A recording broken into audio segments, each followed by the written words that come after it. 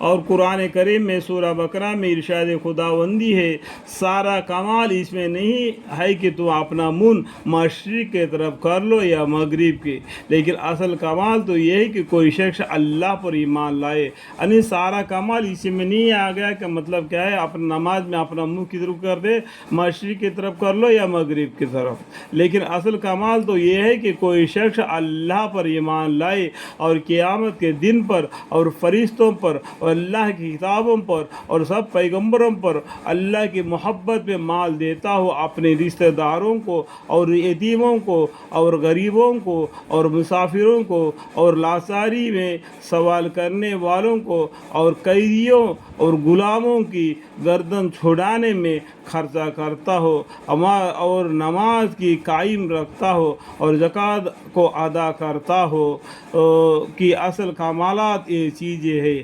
آیت شریف میں ان کی بعض اور صفات کا ذکر فرما کر ارشاد ہے کہ یہی لوگ سچے ہیں اور یہی لوگ متقی ہیں۔ حضرت قتادہ رضی اللہ عنہ کہتے ہیں کہ یہود مغرب کی طرف نماز پڑھتے تھے اور نصرانی مشرق کی طرف نماز پڑھتے تھے۔ یہودی اور نصرانی کی بات ہے جو اوپر قرآن کریم کے آیت بتائے، آپ نے منہ مشرق کی طرف کر لو یا مغرب کی طرف، ٹھیک ہے۔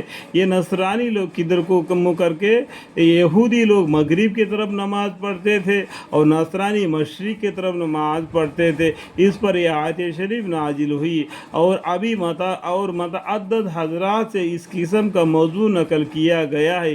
امام جساس رحمۃ اللہ نے لکھا ہے کہ آیت شریف میں یہود اور نصرانی پر رد ہے کہ جب انہوں نے قبلہ کو منسوخ ہونے یعنی بیت المقدس کے بجائے کعبہ کو قبلہ قرار دینے پر اعتراض کیا تو حق تعالی شانہ نے یہ آیت نازل فرمائی کہ نیکی اللہ کی اطاعت میں ہے، بغیر اس کے اطاعت کے مشرق اور مغرب توجہ کوئی چیز نہیں ہے۔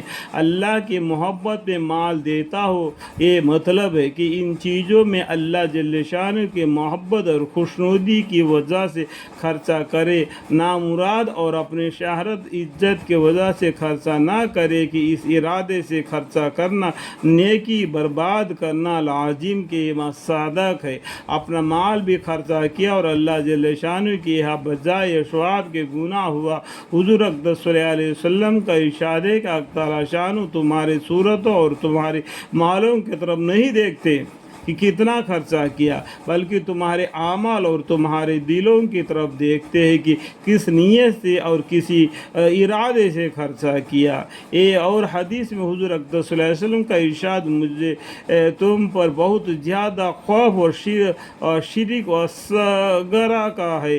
صحابہ اکرم رضی اللہ عنہ نے عرض کیا کہ یا رسول اللہ صلی اللہ علیہ وسلم، شرک اصغر کیا ہے؟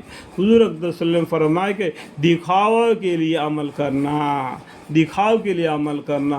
دوسرے لوگ دیکھتے ہیں کہ یہ سکی ہے، دوسرے لوگ دیکھتے ہیں یہ نمازی ہے، دوسرے لوگ دیکھتے ہیں یہ علم والا ہے۔ اس طریقے سے دنیا کو دکھانے کے عمل کرے گا تو دنیا میں ہی عقارت ہو جائیں گے۔